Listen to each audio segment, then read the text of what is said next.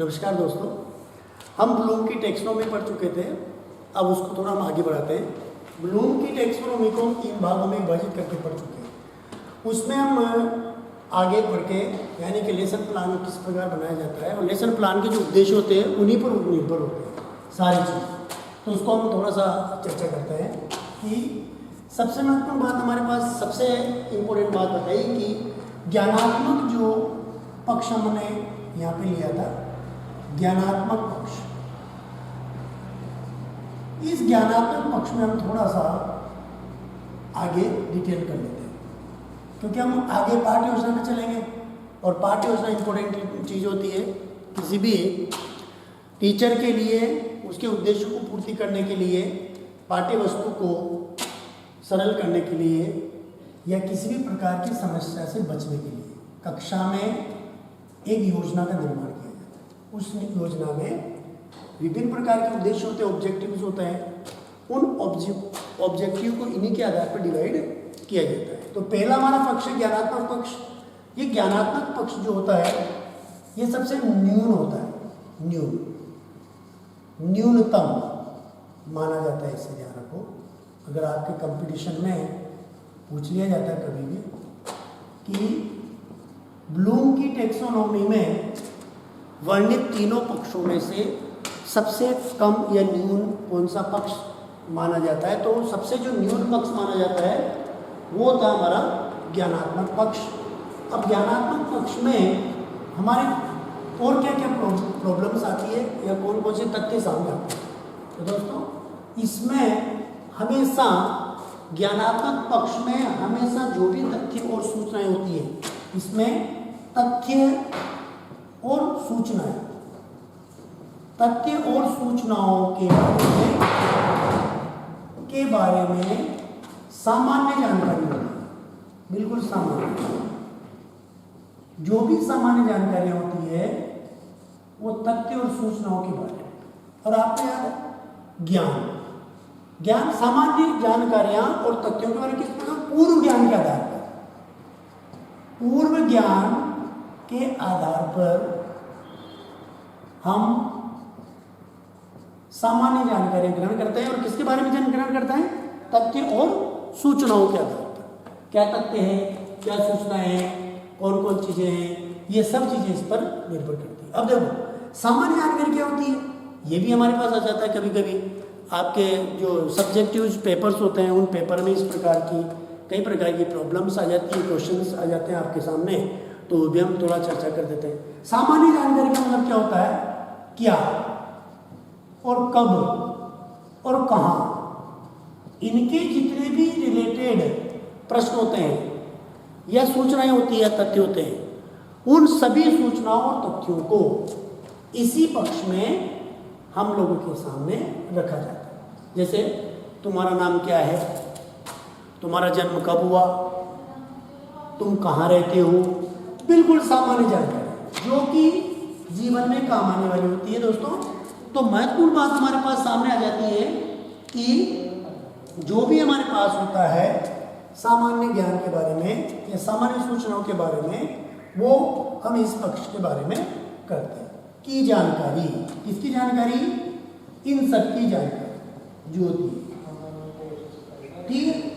उसके बाद हमारे पास आता है कि जितनी भी शैक्षिक प्रक्रिया होती है, अधिकांश जो शैक्षिक प्रक्रिया होती है वो अधिकांश शैक्षिक प्रक्रियाएं, प्रक्रियाएं या क्रियाएं इसी पक्ष में संपादित होती है।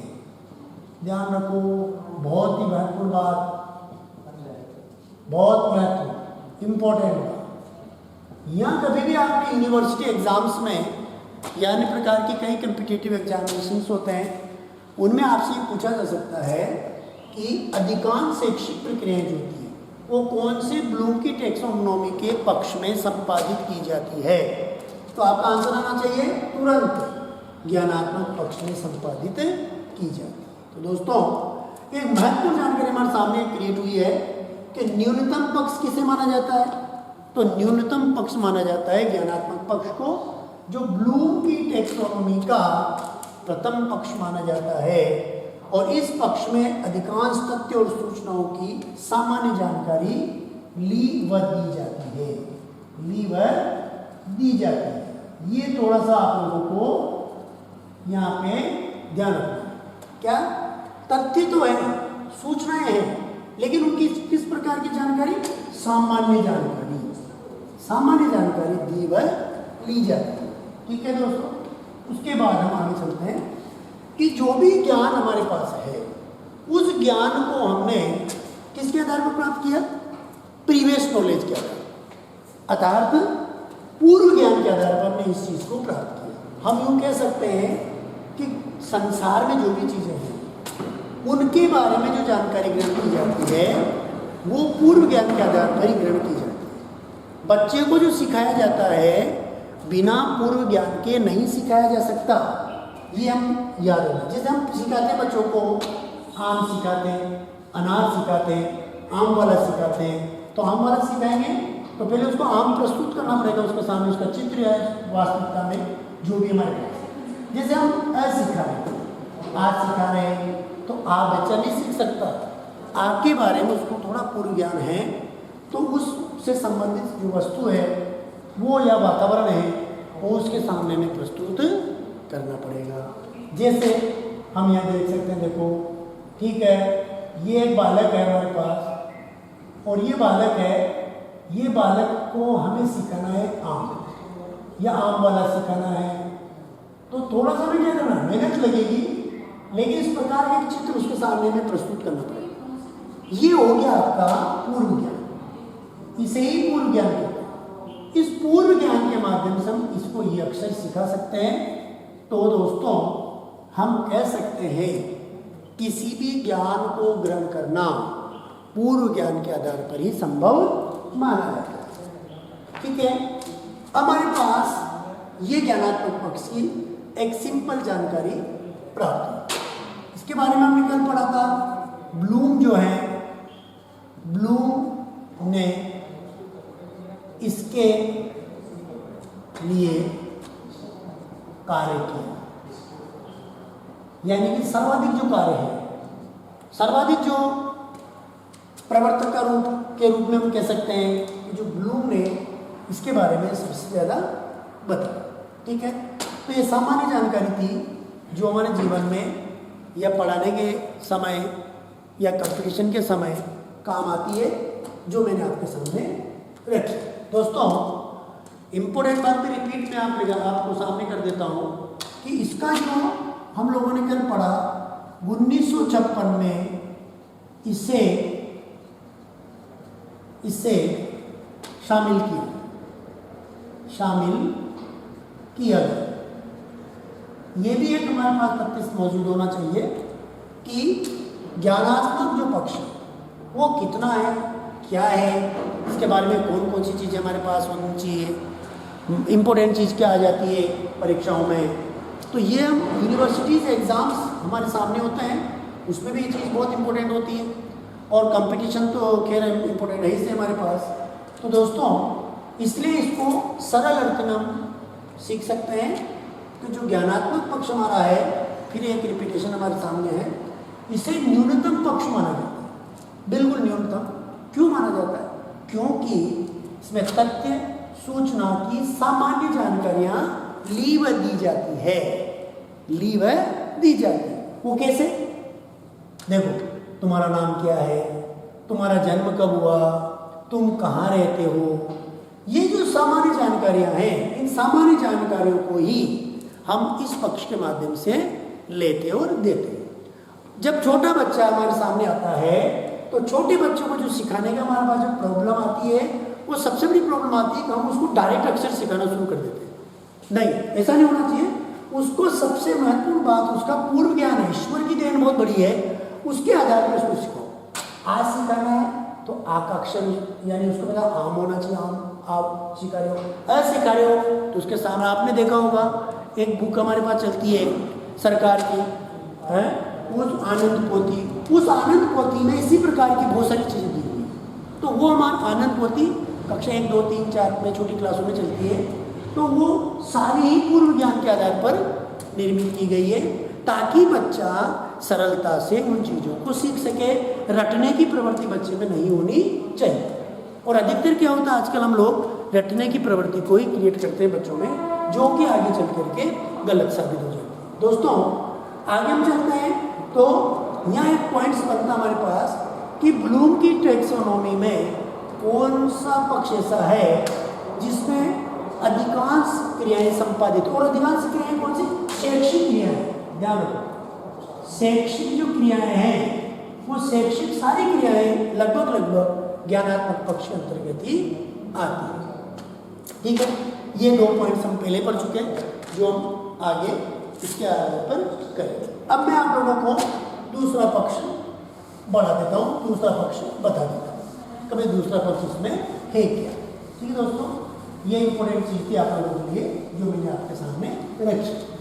ठीक है, उसके बाद हमारे पास आता है भावात्मक पक्ष। नंबर 2 में हमने लिखा था कल भावात्मक पक्ष। भावात्मक जो पक्ष है इसके बारे में थोड़ी सी जानकारी ली थी। इसको 6 भागों में बांटा गया, वो मैंने कल आपको पढ़ा चुका हूँ। 6 उद्देश्यों में इसको बांटा गया। ठीक है, और इसका जो प्रवर्तन जो किया है करतवाल, मसी और ब्लूम के द्वारा किया गया। इसमें 3 लोगों का सहयोग है। एक तो ब्लूम है जिसे टैक्सोनॉमी का जनक माना जाता है, करतवाल और सिम्पसन। हमारे पास आ जाता है मसीहा। सिम्पसन बाद वाला है, मसीहा को इसका श्रेय दिया, इसका श्रेय दिया जाता है। Important line, this is the important line for the examinations of the competitive area. ठीक है, उसके बाद हमारे पास बनता है, थोड़ा सा संशोधन करेंगे कल।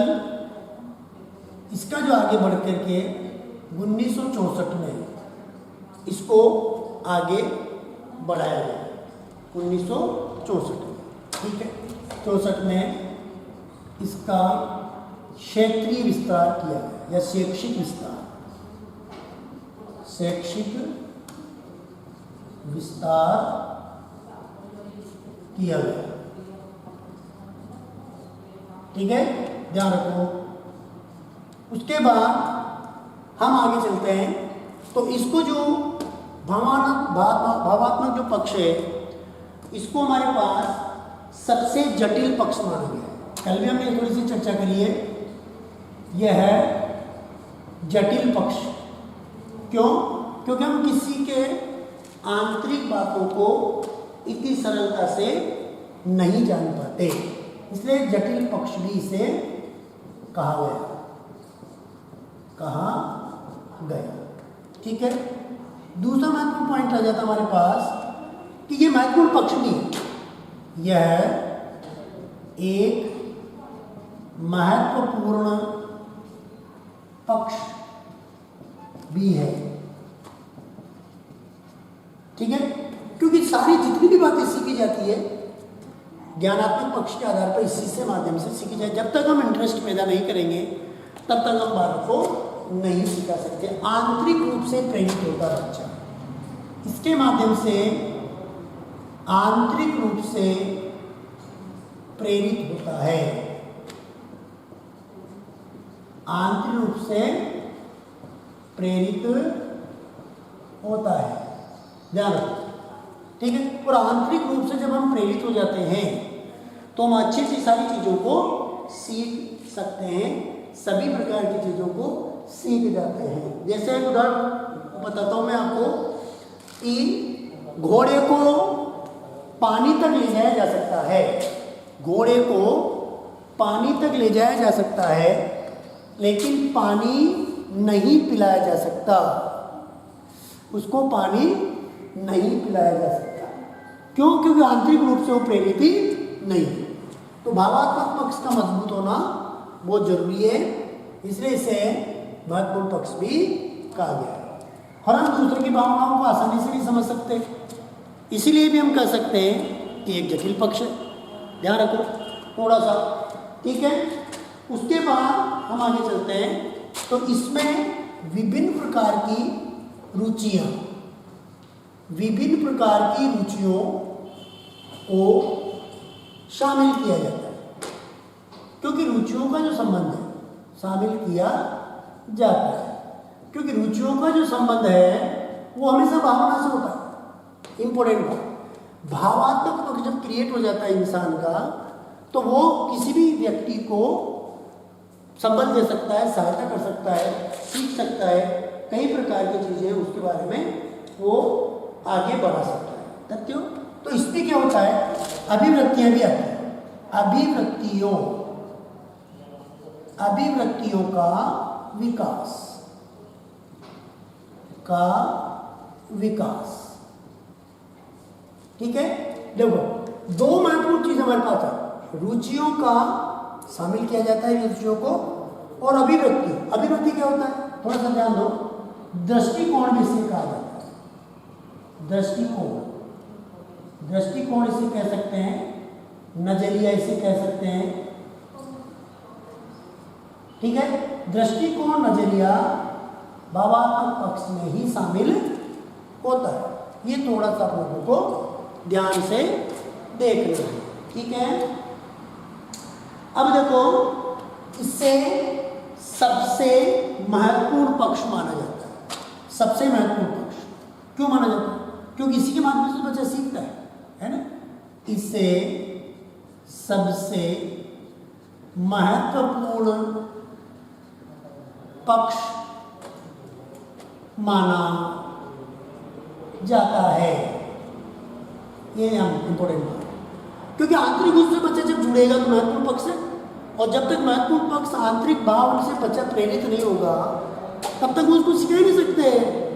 जब तक उसका इंटरेस्ट जागृत नहीं होगा, दृष्टिकोण विकसित नहीं होगा, तब तक हम बच्चे को नहीं सिखा सकते। इसीलिए कहा गया है कि यह जो पक्ष है, यह जो उद्देश्य है, इस उद्देश्य को सबसे महत्वपूर्ण माना जाता है। ठीक है दोस्तों, तो इंपॉर्टेंट बात हमारे सामने आ जाती है कि भावात्मक पक्ष में इन सब चीज़ों को मिला करके एक डोमेन तैयार किया जाता है। ठीक है, फिर रिपीटेशन हम करते हैं कि ब्लूम, करथवाल और मसीहा 1964 में इसका विस्तार करते हैं, और करने के बाद ये सब भावनात्मक रूप से, आंतरिक रूप से जुड़ा हुआ होने के कारण इसे जटिल पक्ष कहा जाता है, क्योंकि हम आसानी से किसी की आंतरिक फीलिंग्स को नहीं जान सकते। वो है क्या, क्या चाहता है, क्या नहीं चाहता, उसके मन में क्या चल रहा है, तो हम उसको नहीं समझ सकते। इसलिए इसको जटिल पक्ष भी कहा। और ये महत्वपूर्ण पक्ष भी है। क्यों? क्योंकि महत्वपूर्ण पक्ष इसलिए है क्योंकि जो भी हम सीखते हैं इसी के माध्यम से सीखते हैं। ठीक है, उसके बाद आंतरिक रूप से प्रेरित होना जरूरी है। रुचि और अभिव्यक्ति का संबंध इससे माना जाता है। ठीक है, तो ये हमारा पक्ष रहा जिसको हमने थोड़ा सा डिटेल किया। आगे हम थोड़ा सा और पढ़ते हैं, और पढ़ने के बाद हम थोड़ा सा इसके ऑब्जेक्टिव्स पर आएंगे, और ऑब्जेक्टिव्स क्या होते हैं उसको हम डिस्कस करें। अगला आता है क्रियात्मक पक्ष या मनोगत्यात्मक पक्ष। तीसरा क्रियात्मक पक्ष या मनोगत्यात्मक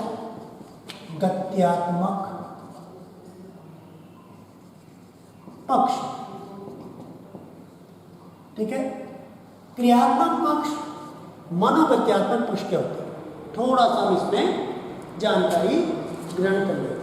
अब देखो दोस्तों, ये जो होता है इसका संबंध शारीरिक क्रियाओं से होता है। पूरा लिख देता हूं।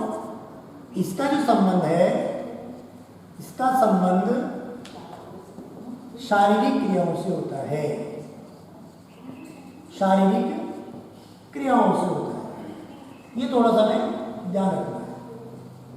थोड़ा सा ऐसा कुछ भी नहीं, बहुत सिंपल चीजें हैं, उसको हम थोड़ा ध्यान देने के बाद ही सीख सकते हैं। और इसमें कौशलों का विकास किया जाता है। कौशलों का विकास किया जाता है। ध्यान रखो, इंपॉर्टेंट बात जो आपके लिए जीवन में भविष्य में काम आने वाली है, क्रियात्मक पक्ष के बारे में यह है। इसका विस्तारीकरण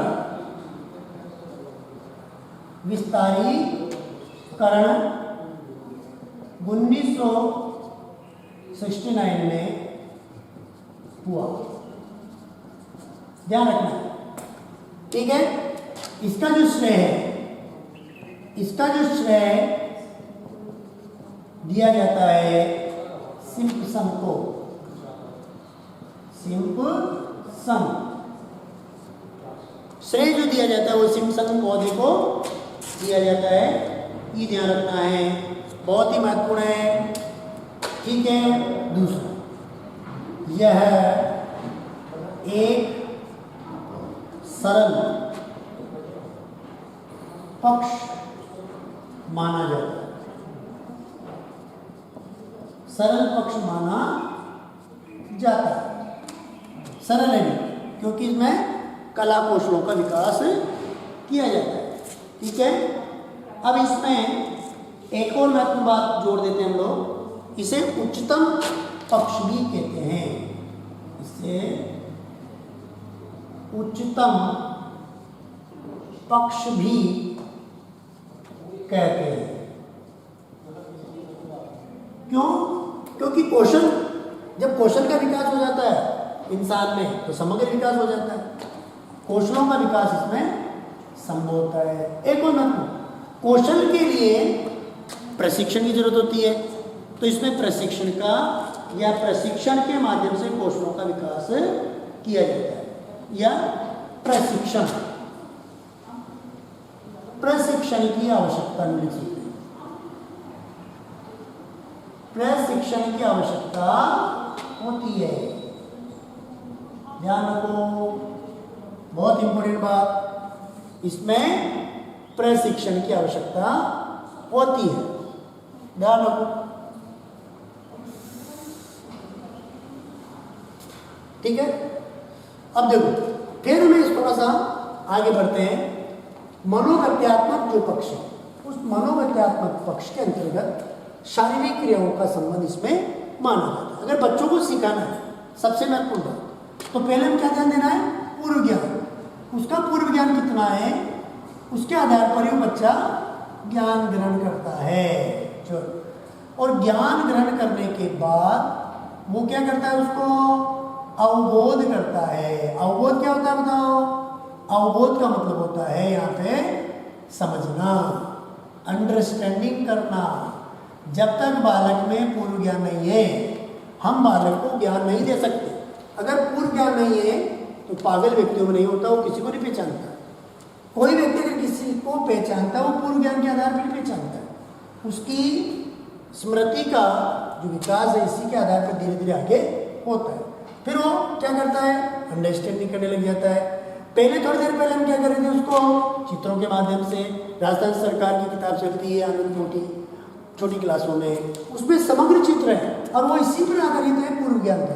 क्यों? पूर्व ज्ञान को मजबूत करने के बाद हम उसको सरल ज्ञान, इच्छानुसार ज्ञान या फिर वातावरणीय ज्ञान दे सकते हैं, जिसे संज्ञान का रूप कहा जाता है। और ज्ञान के आधार पर ही बच्चा अवबोध करता है। अवबोध का मतलब समझना, अर्थ ग्रहण करता है। क्या करता है? अर्थ ग्रहण। उसके अनुसार वो अर्थ ग्रहण करता है। तो हम कह सकते हैं दोस्तों कि अवबोध और अर्थ ग्रहण दोनों ही समान माने जाते हैं। अवबोध एक समझना, अर्थ ग्रहण करना। तो यही इंपॉर्टेंट बात हमारी यहाँ जाती है। तो आगे जाकर के बालक में कई प्रकार के कौशलों का विकास हो जाता है, ठीक है। अब देखो, यहाँ एक इंपॉर्टेंट बात हमारे पास है कि प्रशिक्षण की आवश्यकता बच्चों में क्यों होती है? अगर आ जाता है, देखो ये होती है कौशल विकास के लिए। जब कौशल विकास बालक में हो गया, कौशल क्या होता है? ये भी एक इंपॉर्टेंट बात। कार्य करने की जो कला होती है, कार्य करने की या प्रस्तुतिकरण की जो कला होती है, उस कला को ही हम क्वेश्चन कह सकते हैं। यानी अपनी चीज को, अपने विषय वस्तु को, अपने पाठ्य वस्तु को, अपने अध्ययन विषय को, अपने अध्यापन विषय को, हमारे एटीट्यूड एप्टीट्यूड को, पर्सनालिटी को, इंटेलिजेंसी को और विभिन्न प्रकार की जानकारी को किस प्रकार प्रस्तुत करते हैं, यही हमारा क्वेश्चन। इसे ही क्वेश्चन स्किल, और वर्तमान में भारत सरकार स्किल डेवलपमेंट पर ही जोर दे रही है दोस्तों। इसलिए हम कह सकते हैं कि ये जो पक्ष है ये बालक के लिए महत्वपूर्ण माना जाता है। हमने यहाँ पे लिखा और इसे उच्चतम पक्ष भी कहते हैं। तो कौशल अगर बच्चे में है तो अपने लक्ष्य को प्राप्त करेगा, ऑब्जेक्टिव्स को प्राप्त करेगा। और आपको याद होना चाहिए ऑब्जेक्टिव में 3 चीज़ें हमारे पास होती है। सबसे महत्वपूर्ण चीज़ होती है, यहाँ ट्रायंगल बनता है, देखो त्रिआयामी मंदिर। सबसे पहले उद्देश्य आता है ऑब्जेक्टिव, जिसे हम कह सकते हैं उद्देश्यों का निर्माण होता है। सबसे पहले उद्देश्यों का निर्माण, तो उद्देश्यों का जब निर्माण हो जाता है तो हमारे पास उद्देश्य आते हैं। और जब उद्देश्य आते हैं पाठ्य वस्तु के आधार पर इसके फिर आ जाते हैं सीखने की उपलब्धियां, सीखने की उपलब्धियां, अचीवमेंट ऑफ द लर्निंग। तो ये किस पे निर्भर है? महत्वपूर्ण चीज है उद्देश्य। तो उद्देश्य ये ध्यान, कौशल अगर हम आपके पास है तो आपके पास ये भी होना जरूरी। तो ट्रायंगल ही ये प्रश्न पूछा जाता है खुद, ठीक है। तो यह मूल्यांकन की सब ट्रायंगल होता है। सबसे पहले उद्देश्यों का निर्माण करो, अपना आप ही आपका समग्रता प्राप्त हो जाएगी। पाठ्य वस्तु आपको होनी चाहिए, शिक्षण वस्तु आपके पास होनी चाहिए, अध्ययन वस्तु आपके पास होनी चाहिए, अध्यापन वस्तु आपके पास होनी चाहिए। ये सब चीजें ही आपकी शिक्षा यानी सीखने की उपलब्धियों को बढ़ाती है या उसमें इंक्रीज करती है। तो ये थोड़ा सा आपको ध्यान रखना है। दूसरी बात, इनमें एक और चीज हम जोड़ देते हैं, एक और हमारे पास ट्रायंगल बन जाता है। ये भी ट्रायंगल है।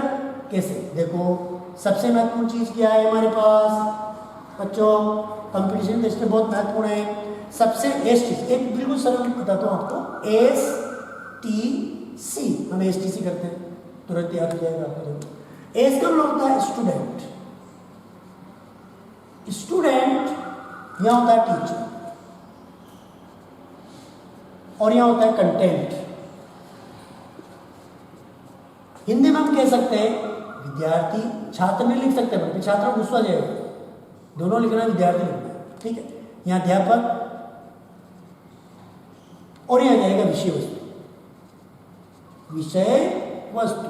अब यहां भी प्रश्न पूछ सकता है कि सबसे महत्वपूर्ण चीज है एनईपी 2020 के तहत सबसे महत्वपूर्ण कौन सा है? तो आपका स्टूडेंट।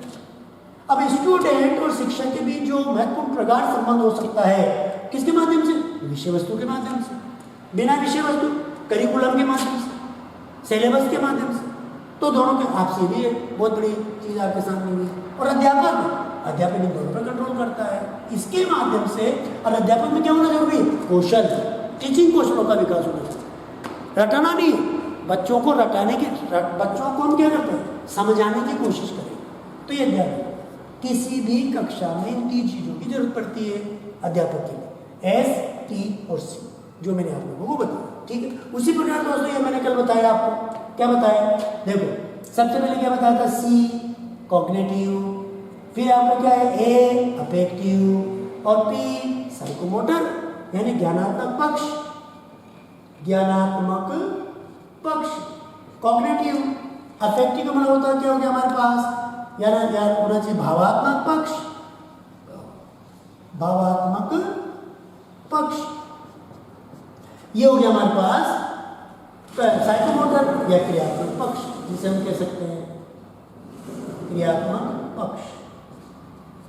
तो इस प्रकार ये जो 3 प्रकार के जो हमारे पास पक्ष हैं, इन पक्षों को मिला करके एक बहुत बड़ी हम एक विषय वस्तु को तैयार कर सकते हैं कि क्या क्या हमारे पास सबसे महत्वपूर्ण माना जाता है। तो दोस्तों ये तीसरा पक्ष हमारा रहा। थोड़ा सा हमने इस विस्तार के इसको ध्यान रखना है 1969, इसमें ध्यान रखना है सिम्पसन, उधर ध्यान रखना हम लोग 1956, और फिर उधर ध्यान रखना ब्लूम, और दूसरा जो हमारा है जो जिसे हम कह सकते हैं भावात्मक पक्ष, उस भावात्मक पक्ष में रखना है करतवाल, मसीहा, और उसको याद रखना है 1964, ठीक है। और ये भी ध्यान रखना है कि सबसे जटिल पक्ष कौन सा माना जाता है। तो सबसे जटिल जो पक्ष माना जाता है वो दूसरे नंबर पे माना जाता है, क्योंकि उसको हम समझ नहीं पाते हैं, दूसरों की भावनाओं को हम क्या समझ पाते हैं, देर लगती है समझते, लेकिन टाइम लगता है, इसलिए हम उसको कह सकते हैं। रुचि, अभिवृत्ति, उसका संबंध उससे है। ज्ञान की सामान्य जानकारी का संबंध ज्ञानात्मक पक्ष से है। कौशल और प्रशिक्षण का संबंध हमारे क्रियात्मक पक्ष से। तो दोस्तों ये इंपॉर्टेंट टॉपिक आपके कंपटीशन की दृष्टि से बहुत महत्वपूर्ण है, और आपके जो एग्जाम्स होते हैं कंपटीशन के अलावा हमारे जैसे यूनिवर्सिटी के, उसमें भी 15 नंबर का 8 नंबर का प्रश्न आ जाता है कभी कभी, तो वो भी आप लोगों के लिए बहुत महत्वपूर्ण। ठीक है, तो इस प्रकार ये तीनों जो पक्ष थोड़ा सा हमारे कल रही था वो मैंने आपके सामने प्रस्तुत किया। ठीक है, अब हम आगे